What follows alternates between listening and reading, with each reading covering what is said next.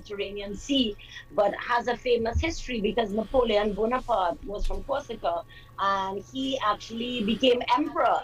After France got rid of the kings, they got an emperor from Corsica. So that is kind of the irony of history. But yeah, so Joseph was a poor farmer, and a lot of young men in the late 1800s were leaving Corsica to go to what they call the New World, the Americas, to look for fortune and money, and a better life.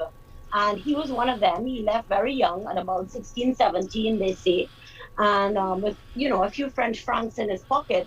And we could only imagine the crossing from Corsica to Marseille and then Marseille to Carupano. So he landed in Venezuela, which is where most, they landed there. Other in the South Americas, or well, of course, there was the North American option, but he chose to go to Venezuela, to Carupano, and he spent almost 10 years there before setting up in Trinidad. But he used to go back and forth because he got involved in cocoa and trading cocoa. And of course, we know Trinidad, has magnificent cocoa. So he was going back and forth and consolidating the cocoa that he was buying from the farmers, and consolidating and sending it and shipping it to the Havre in France.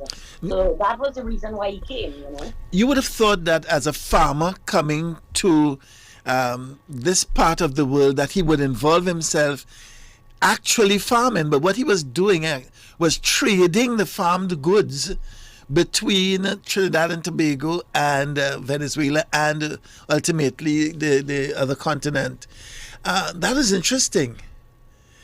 Yes, well, I wonder if just add a little thing there, because this will take us to the understanding better of the man, that he wasn't, I do believe he wasn't a physical, like he didn't like physical work. He was a brain.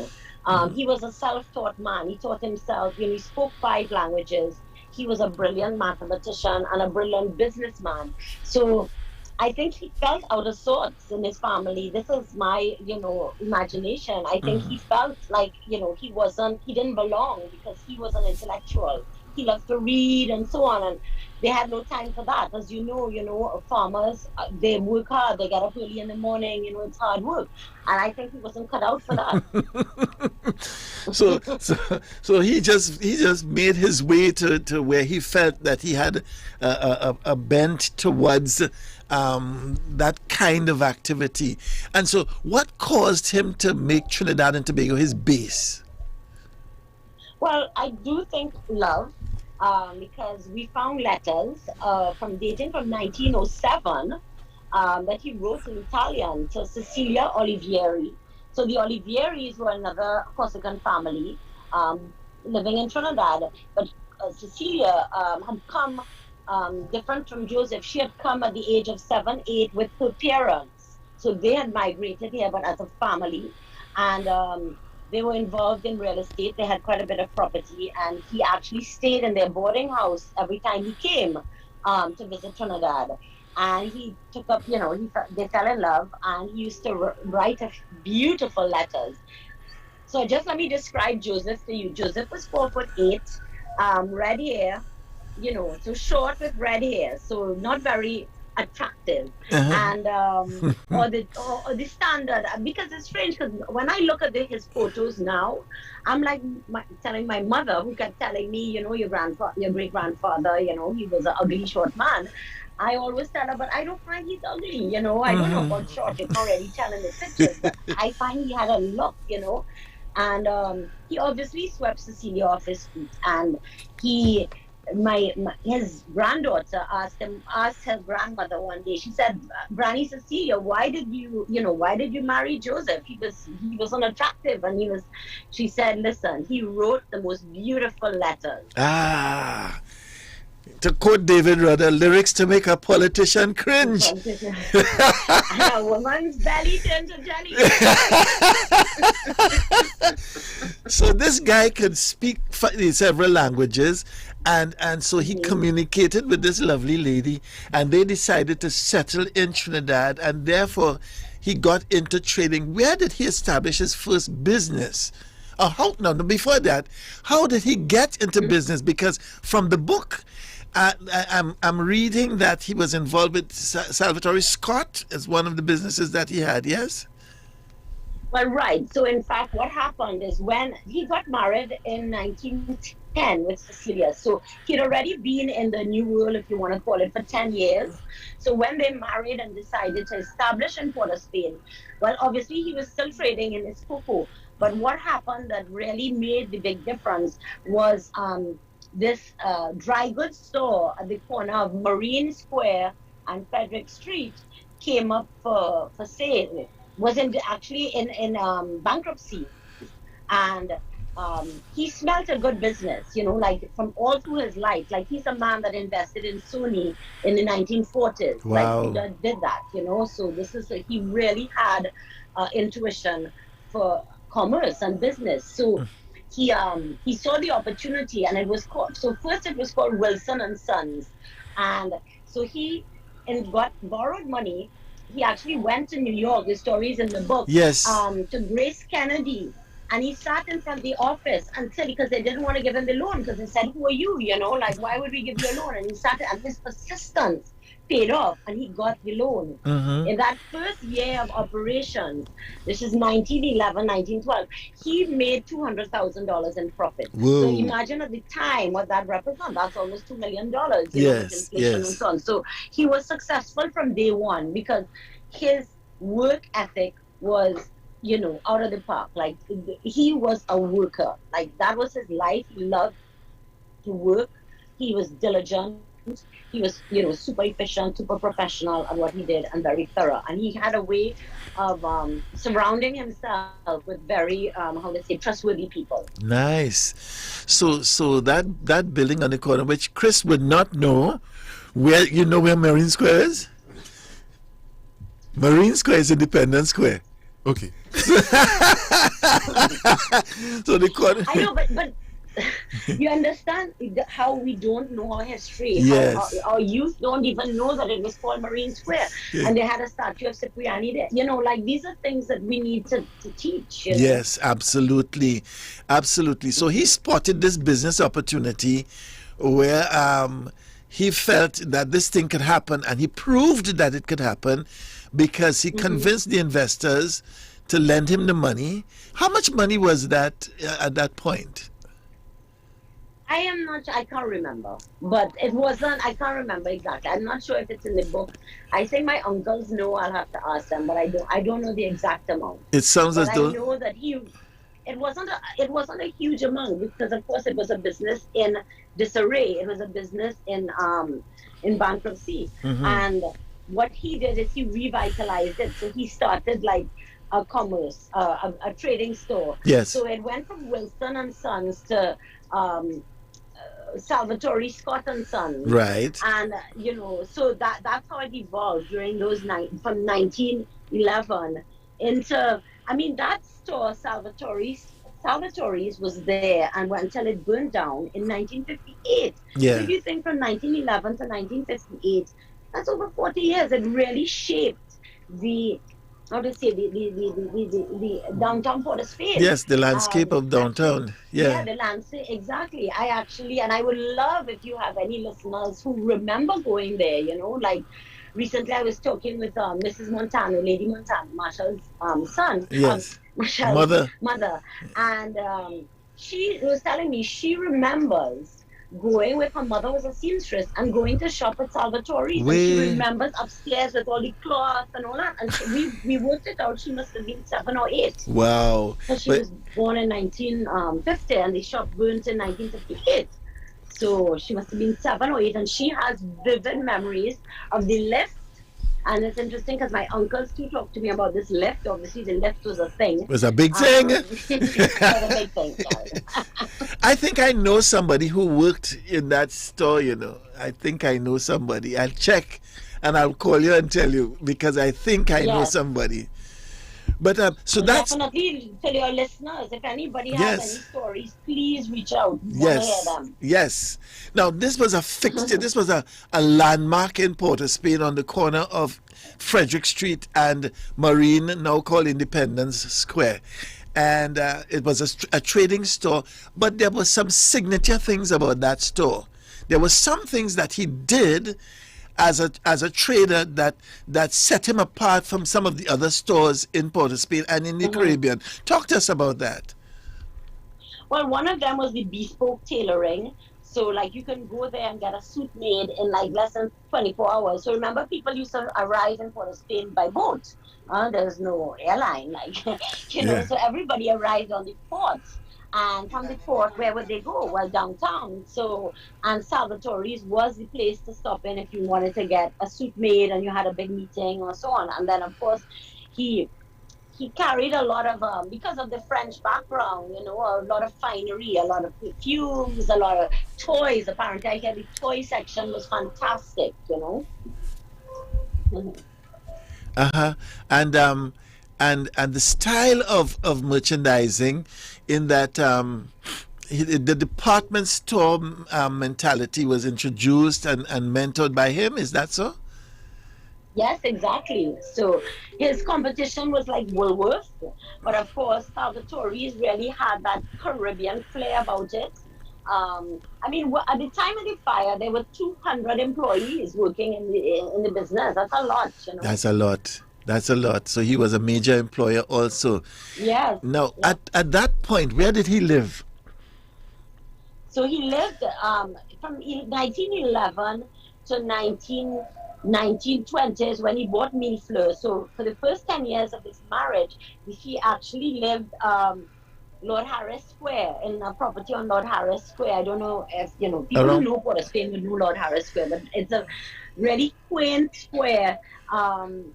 around Kind Pembroke of Street. near the schools. Yes, Yes. yeah.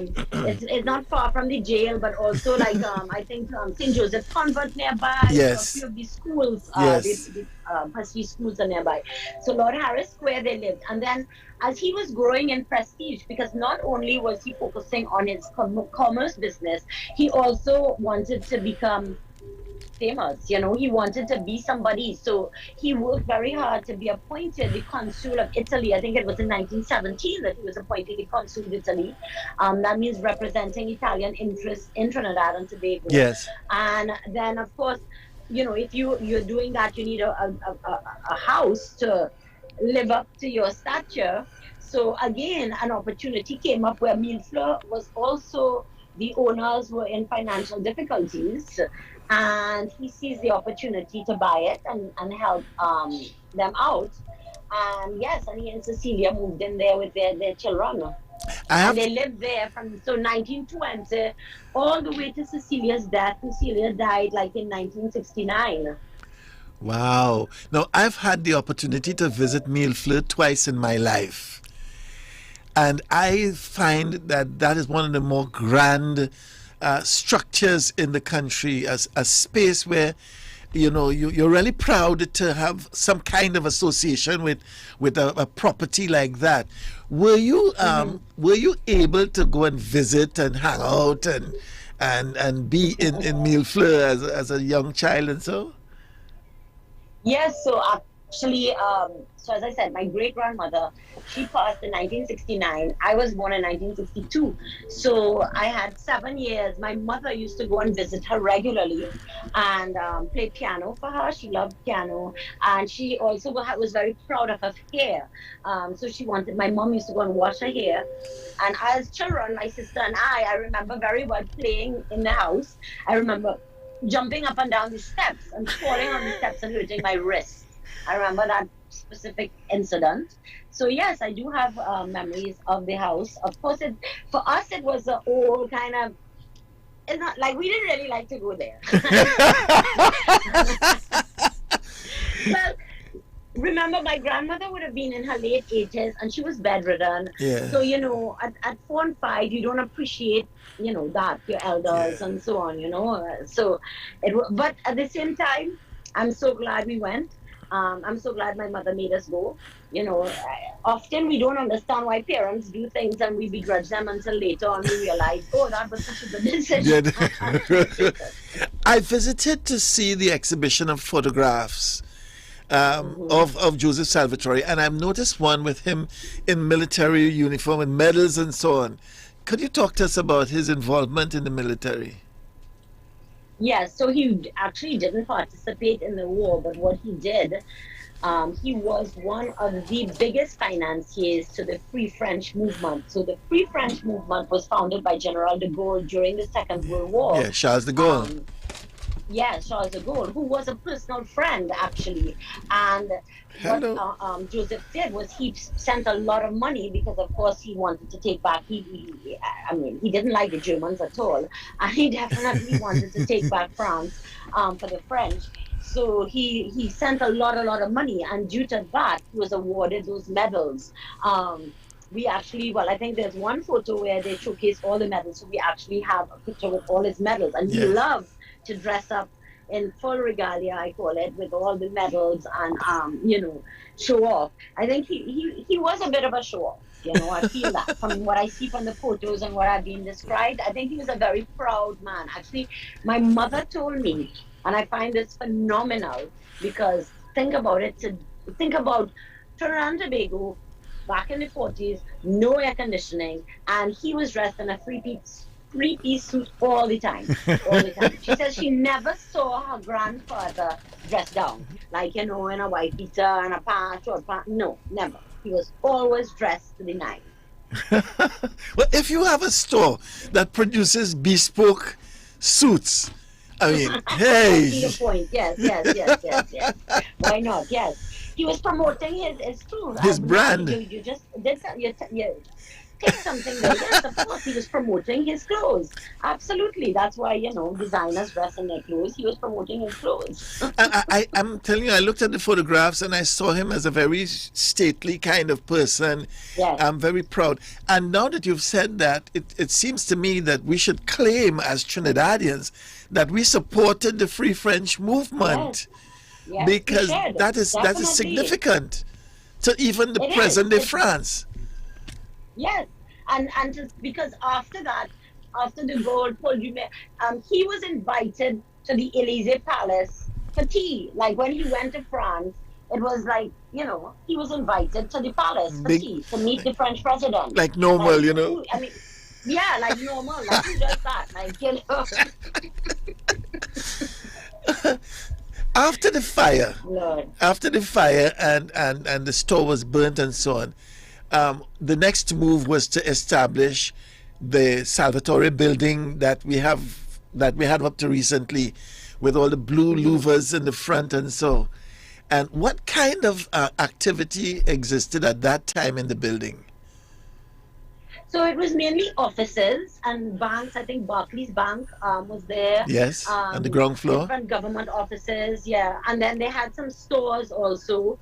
I think at one point they even had a nightclub upstairs. Yeah, the penthouse. On the top floor, penthouse, yes. So it had these different activities. Unfortunately, Joseph died before the building was actually finished. Oh. I think we all feel that, it was just too much for him after the fire. I mean, he was already aging. He was in his late 70s, but still, it was rough because he built, as I said, 50 years that building stood in downtown Port of Spain. And not only did everything go up in flames, but also his personal stuff, because he had an office there, and that's where he kept all his so a lot of the archives that we might have wanted to use for this book, unfortunately, had been burned. Mm-hmm. I'm speaking to Lorraine O'Connor, great-granddaughter of Joseph Salvatori of the Salvatori dynasty in Trinidad and Tobago. You like it? Dynasty.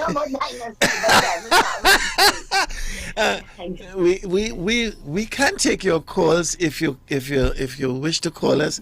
If you have been a customer, if you have been a worker, if you have been associated with Salvatori as part of the business, give us a call. The numbers to call, Chris will give you. 628-1981 and 622-1981. You can give us a call now. Chris, have we been getting any WhatsApp messages concerning people who've been involved with the Salvatori business? Someone says, my mother worked at Salvatori. She spoke French due to the Martinique heritage, and so she was able to draw customers as they came off the ships. So someone is messaging there. So feel free Fantastic. to send us those messages 868-275-1981 via WhatsApp. But we have a call. Good morning. You're on the air. Good morning. Good morning. You're I live. can remember when I was a young girl, and then they had this Salvatori building, and we used to sing that calypso. If you see this big Marco building, big and blue and taller than a mountain. And so I think it was Pharaoh came out and sang that when he came out. And she said it's so big and tall, it makes Stephen and Johnson and all of them look like nothing at all. Yeah, that was a calypso that came out. And I remember when Stevens and Johnsons went up and had the thing there. Thank you. And then the fire came in Port of Spain and a lot of things changed. And I have a carpet right now. After they were selling out everything, I bought a carpet there more than 40 years ago. Wow. And I still have that carpet up to now. Hey, So it was a beautiful place, and everybody was singing about it, this big Marco building. Who could sing the calypso? If you see this big Marco building, big and blue and taller than a mountain. So those are some of my teenage memories. Thank you. Thank you very much for calling. Thank you. God bless you. Okay, we have another call. Good morning. You're on the air. Happy Christmas and prosperous New Year to Sister Margaret Alcock. Thank you. 628-1981, 628-1981.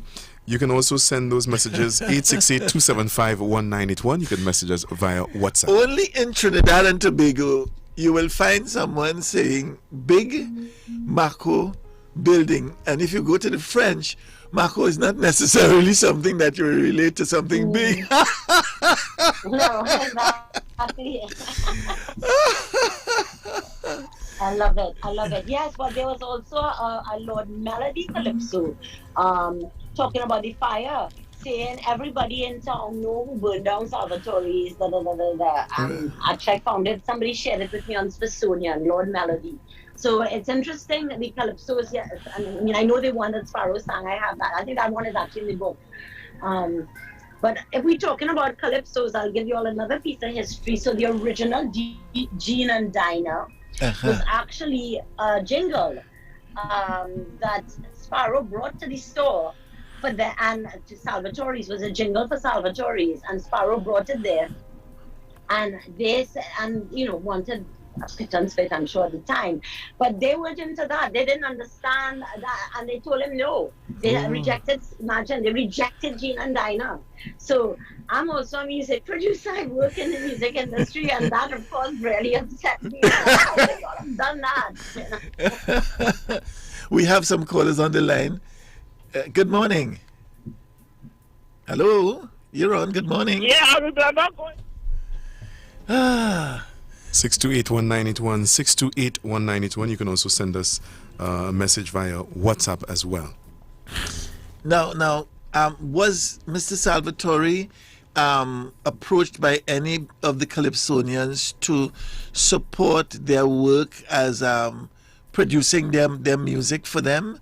I know Sagoms used to produce music, and so yeah. But no, he wasn't into that. This was a man that really worked. Like he wouldn't have gotten it. Like, wouldn't have gotten it. He rejected the Gene and Dinah. Like it wasn't his thing. He wasn't into that. Okay. My AirPods are gonna die, so I'm gonna have to take them off and just talk straight because I see they're running out of seconds, so hopefully it doesn't modify the audio too much. We have some WhatsApp messages. Yes? Yes, we do. 1 second. We have a message here from Brother Dave. Yes, Uncle Brother Dave. I remember I used to go into Salvatori and bottom 40 and buy my stamps to put them in mail. There was a tradition post office in the bottom in Salvatori. That was how many years I can remember now? And then the fire. So I remember certain things about them. Thank you very much. So yeah. Thank you. Now Lorraine, before your AirPods died. This is your great grandfather. This is your heritage. What part of his character would you say you inherited? Hard work. Hard Look, work. at Saturday I working. I'm always working. Like hard work, resilience, and belief in myself too. I think he believed strongly in his ability, and I took that from him. But I definitely think, and most of us inherited that hard work trait. I don't believe anything is given. Because people could look and say, "Oh, you were so wealthy and you're so rich and all that," but yeah, but it didn't come like he didn't sit back and just let it happen. He was always working and always pushing the envelope, and that's the how you strive for success. Success can't come by rocking back, it can't. Now, he was an investor, and as you alluded earlier, he invested in Sony and so on. Did he invest in any of the other Caribbean territories, like in businesses, or did he invest in just in stocks and so? No, it was more stocks. He wasn't into property like he did. My grandfather was very big into property. My grandfather, Henri, he actually bought the land down on Coco Road and what is now West Moorings. Like he bought that, and it was a swamp at the time. And he had a chicken farm down there. And his father kept telling him to sell it because Joseph didn't believe in property. He didn't believe in real estate. He believed in trade. He was a man of the moment in the sense where he lived in the present. I don't think he really studied too much, like that longevity. Because even like the wells and so on were not well done. Things weren't put properly in place, So I wonder if he just felt, he's living his life fully and that was enough. So we have another message here now. Someone from right here at 98.1, Tiffany. She says she got her first ID card at Elections and Boundaries at the Salvatori building. I want to know what year that was. I remember those. Yeah, I think several government offices used to be there. The customs used to have an office there. And actually, when the Nicholsons had a company called Nicklin, they had an office there. You had a consumer division, consumer protection, Osborne Rose, and they used to have an office in that building also. So that several government offices were there. And of course, there was the woman on the opposite side of the road who used to be bawling, "Ladies hangers!" from the pavement. So that it was a center for commerce. You had the post office, you had the Barclays Bank, which we now know as Republic Bank. They had a branch there.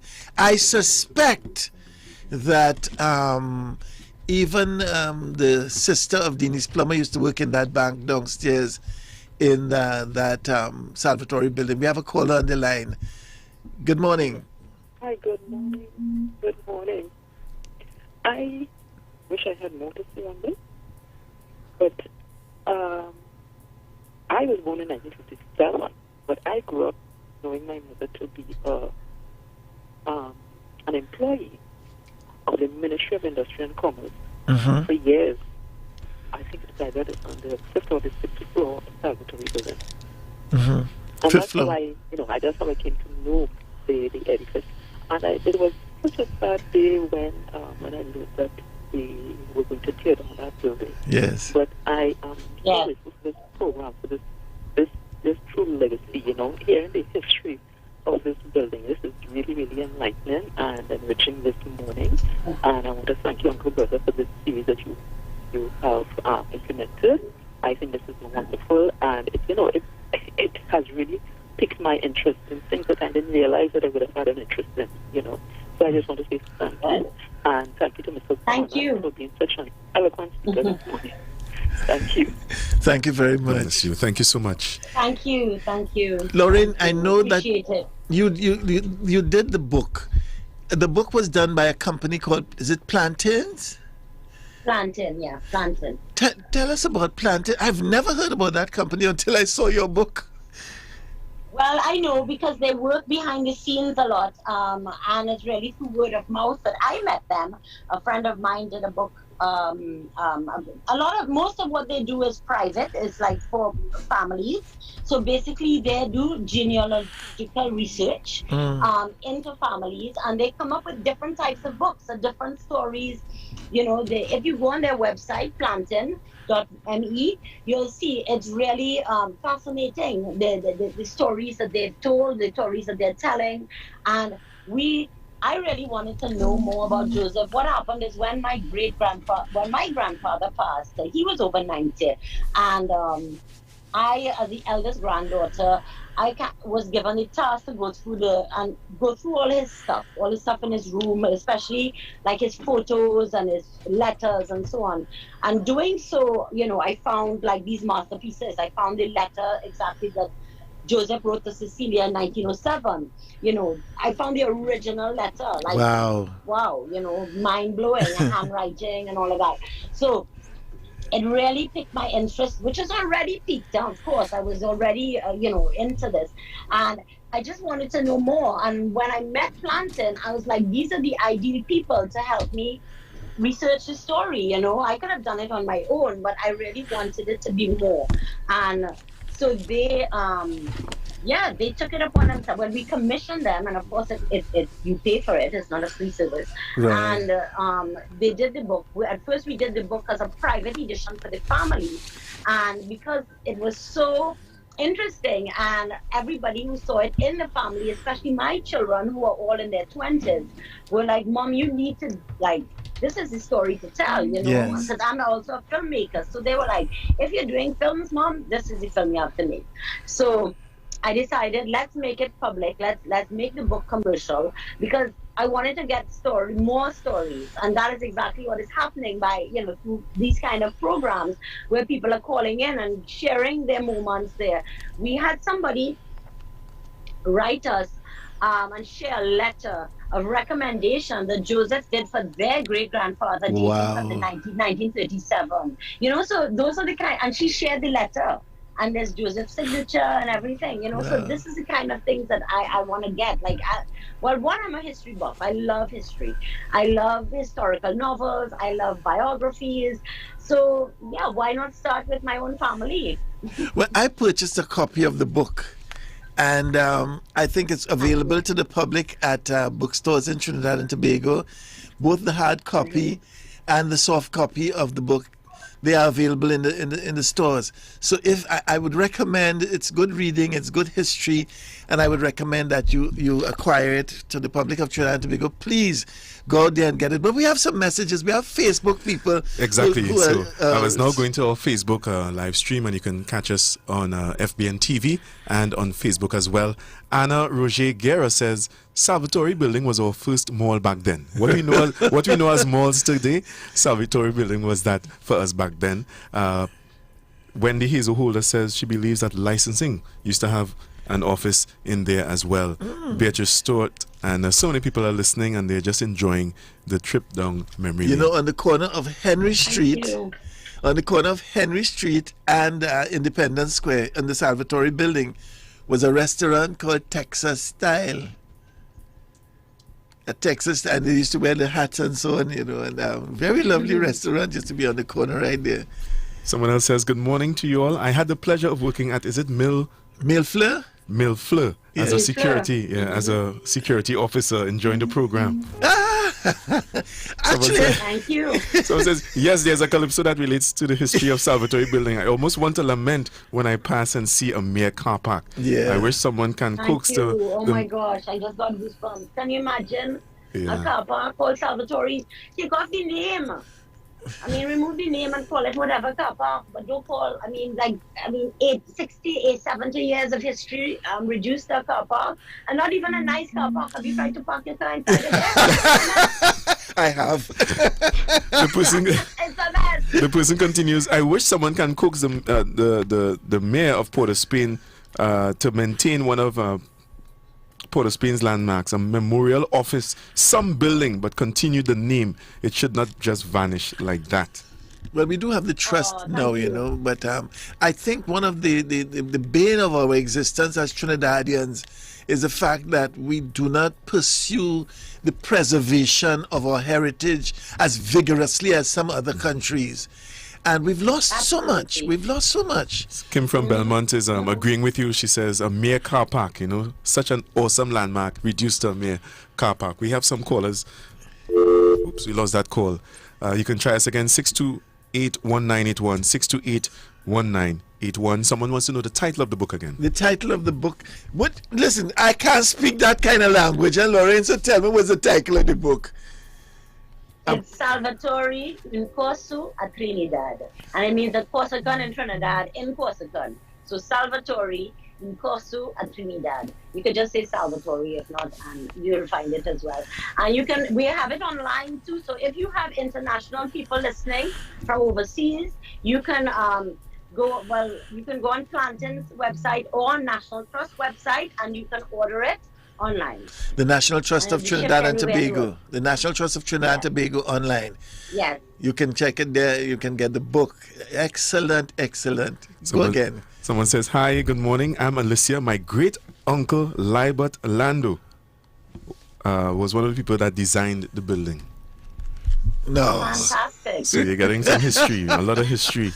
Great. Someone and, says, and that too, we have to say, so I didn't know the exact name of the design of the building, but what I do know is that the building was very, very modern for its times. It was also very strong. Structurally, it was unmovable. That's why it took them so long to demolish it. They had to bring in all kind of dynamite and stuff because it was so sturdy and so well built. I really lament the fact that the building was removed from the landmark of Port of Spain, because it actually was a point that you would give people for directions. You know? Yeah, but now we say KFC. Now it's KFC. 628-1981. Lister from Laventille says, Chris J, I remember going there to get my ID card as well. Your ID card, yeah. Yeah, we have a caller on the line, you know. Lorraine, what's next for you as far as your pursuit of the family history? What's next? Well, as I hinted, I am working on a film. So it will be a feature film. But how to say, it doesn't necessarily have to be exactly the story because we don't know the exact story. So I'm giving myself what they call poetic license. And I am taking on the challenge of writing the film and writing the script, and and I want to direct it as well. So that is the next part of the story. But in the meantime, we are gathering up all these memories that people are sharing with us, and we hope to gather more. And so that will be it. Maybe also we might do an exhibition of my grandfather's paintings at some time too. But as of now, it's ready to work towards this film. We have a caller on the line. Good morning. Hello, good morning. Good morning. My name is Uncle Derek, and your guest. I remember going up to the ID card's office as a young person, and I remember tourist Annie opposite with a big broad hat and this basket, and I was shaking shack in front of Woolworth. Yes. Turisani used to be a fixture around town at the time. Yeah. Yes. Thank you so much. What? And just a correction there, the name of the person who designed the building, Liebert, is pronounced Liebert Lando. Liebert Lando. Liebert, Yes. We also have a message via Facebook. As we continue to invite you, you can check out our FBN TV as well as our stream live on Facebook as well. So we want to get that. Good morning, everyone. Good morning. We have two sets of people operating. Today is my Facebook. mom's Frances' birthday. She's 66 today, and she was the elevator lady and cleaner at Salvatori Building.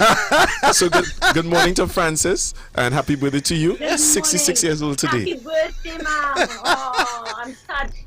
Beautiful. Oh yeah, there were elevator operators. Yeah, I used to have to go there to lodge documents in the customs department, and you would ride up to the 5th floor and then walk up to the 6th floor because the elevator stopped on the 5th floor. I remember that. Hey, more Facebook. Oh, telephone. Yeah. Oh, dear, I'm getting daughter share now. Good morning, welcome. Good morning, welcome. You're on the air. Hello, good morning. Morning. I work at Salvatori with Consumer Affairs. They had an office there. Consumer Affairs, yeah, with Mr. Osborne Rosenday. Yes. Yes. Thank you. All right. Thank God you bless for you. calling. Someone says, Uncle Brother Chris J, whenever I go to Port of Spain, I still see that blue building. I know it's not there, right? Me too. But I still see it. Yeah. It is still a landmark. It's still a landmark. It is etched in your memory. You will see that, and it was a special blue, eh? The Louvre type thing. It was a special blue. Listen, we're Nostalgia voice. we're winding up. You talked about the film that you're going to be doing. I think I'm giving you advance notice that we would want to have you back when you do the film, so we can talk about the film about Joseph Salvatori. But I want to tell you, on behalf of all of us around the world listening to 98.1 here today, thank you for preserving the legacy of your great-grandfather. Thank you for allowing some of the younger people in Trinidad and Tobago who've never heard about him to understand that a lot of what we see now as Trinidad and Tobago was based on the hard work and investment of people who left countries to come here and bring value to Trinidad and Tobago. So, Lorraine, we have one more caller. Yes, good morning. Good morning, welcome. Hello, good morning. Good morning. Yes, what I remember about Salvatori, not the newer building, the old one, the first one. Uh-huh. Good. Right, we used to sell a lot of marbles there. Uh-huh. And we from Sawa, you know. And the night when that building burned down, we up on the hill, we went up on the hill and we saw the fire, the city, and you see in the air, the glare of the fire. So a few days after, we went down to town, went down to where Salvatore used to be, it burned down. And we got so many marbles all inside the building, marbles. But hear what? Those marbles, when you start to play with them, when you take one turn, you hit the next, they just burst open. Yeah. Because the fire, the heat of the fire. Yeah, the heat would have cooked them. Yeah. But I think that was it. But Can I ask yeah? Can I ask a question, sir? Yes. How old are you? 79. 79 years old. And you get your marbles. You get your marbles to pitch from. Yeah, I was 16. I was 16 years old at the time. Wow. When the building went. Yeah. That's a great story. Thank you for sharing that. I love that. Because I heard about the marbles. Because as I told you, they're fantastic, like toys and, it was really beautiful. Yeah, we didn't have much money at that time. So we just used to go in town just to look at the toys because our parents couldn't afford much, And we would go around on the side of the Salvatori building and just walking around, when it burned down and then they put up that tall building afterwards. And to me, it was never really an elegant building, but, Thank you very much for calling. You're welcome. Thank Okay, you. bye-bye. I just want to share this. Someone says, I really welcome this session because I was hoping that someone or some platform will pass on the significance of this building and this huge corner that Salvatori took up. Well done. The tallest building in Trinidad at that time. That's history for the young people. So thank you so much. Sherry Charles also mentioned, she said they also used to get bus passes made in the building. She's saying that. Probably that's outside of me. Lizzie, blessings to you. Sherry says she still sees the big blue building. Yes. So they appreciate the memories and the nostalgia. Yeah. Well, Lorraine, I want to thank you for joining us here this morning. And I put you on notice, as I said, we have to have you back when you do the film because we want to talk about that. Maybe Chris and I will get a little part to do in the film. You know? Maybe. A little extra. We might be an extra. Who knows? Who knows? I definitely will need extras. I'll keep that in mind. I'll make notes. Well, Thank you so much for having me. This was indeed a lot of fun. Yes. And to start the day, to start the weekend. So blessings to everybody, and thank you to those who called in to share their stories, and you all can continue to share them on the Isaac's Facebook page so that we can, find out more. Thank you very much. God bless. We've been talking to Lorraine O'Connor, great-granddaughter of Joseph Salvatori, investor from Corsica, who came to Trinidad and established major financial activity in Trinidad and Tobago and put us on the map. Made us part of the Free French movement. I love it. Chris? Yes, sir. Hey. You enjoyed it? Legacy, I enjoyed it. Legacy it's series. a good pick-me-up from when we started this morning. Yeah. History, That was a nice pick-me-up. Yeah. So we're going to take a short break, and when we come back, it's time for us to say our goodbyes. Goodbyes, yes. Right. I have my special goodbye to say today. Yes. We're looking forward to your special goodbye. Yes. Stay with us, Isaac 90.1 FM. At one time, he headed the largest department store in the Caribbean. His building was the tallest in Trinidad and Tobago for many years. Join us this Saturday as we speak to Lorraine O'Connor, the great-granddaughter of Joseph Salvatori. Join us as we discuss his contribution to Trinidad and Tobago on the Legacy series this Saturday with your hosts, J.R. Lewis